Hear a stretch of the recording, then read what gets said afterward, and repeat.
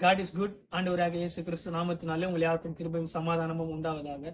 இந்த நாளில் வேதத்தின் மூலியமா தேவன் நமக்கு நம்மோடு கூட பேசுகிற காரியம் என்னவென்றால், அது பிலிப்பியருக்கு எழுதின நிருபம் 3வது அதிகாரம் 1 3 வசனம். மேலும் என் சகோதரரே, கர்த்தருக்குள் சந்தோஷப்படுங்கள். எழுதின வேலை எழுதுவது எனக்கு வருத்தம் அல்ல, அது உங்களுக்கு நலமாயிருக்கும். நாய்களுக்கு எச்சரிக்கையா இருங்கள், பொல்லாத வேலையாட்களுக்கு எச்சரிக்கையா இருங்கள், சுண்ணத்துக்காரருக்கு எச்சரிக்கையா இருங்கள்.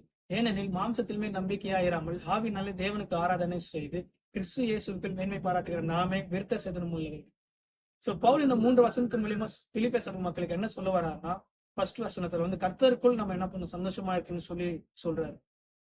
சோ பிலிப்பியர் 4:4 இதெல்லாம் குறிப்பிட்டு காட்டுறாரு. ஏன் அவரு சொல்ல வர்றாருன்னா, இந்த உலகத்துல இருக்கிற சந்தோஷம் வந்து தற்காலிகமானது, கர்த்தரோடு நம்ம இருக்கிற சந்தோஷம் தான் நிரந்தரமானதுன்னு சொல்லி சொல்றாரு.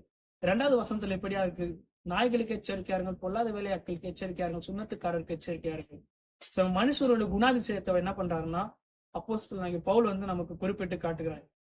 இதே இதே காரியத்தை தாவீது என்ன பண்ண 22வது சங்கீதத்துல வந்து நமக்கு குறிப்பிட்டு காட்டுகிறார். சோ அவங்க என்ன சொல்ல வராங்கன்னா, தேவனுக்கு விரோதமா இந்த மாதிரி கூட்டங்கள் எழும்புறாங்க. சோ அவங்களுக்கு நம்ம என்ன பண்ணணும், எச்சரிக்கையா இருக்கணும்னு சொல்லி.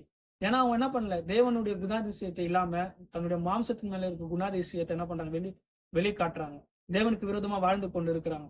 சோ இப்படிப்பட்ட கூட்டங்கள் உங்களுக்கு முன்பாக எழும்புவாங்க. சோ நீங்க 3வது வசனத்துல எப்படியா சொல்றாரு, நீங்க என்ன பண்ணாதீங்க, மாம்சத்தின் மேல நம்பிக்கை வைக்காதீங்க, தேவன் மேல என்ன நம்பிக்கை வைங்க. ஆவினால தேவனுக்கு ஆராதனை செய்து. சோ நான் தேவனுக்கு ஆராதனை செய்து நான் தேவனுடைய வார்த்தை கீழ்ப்படும் போது நான் என்ன பண்ண மாட்டேன், என்னுடைய மாம்சத்திற்கு வந்து நான் இடம் கொடுக்க மாட்டேன், என்னுடைய மாம்சத்தின் மேல நான் நம்பிக்கை வைக்க மாட்டேன்.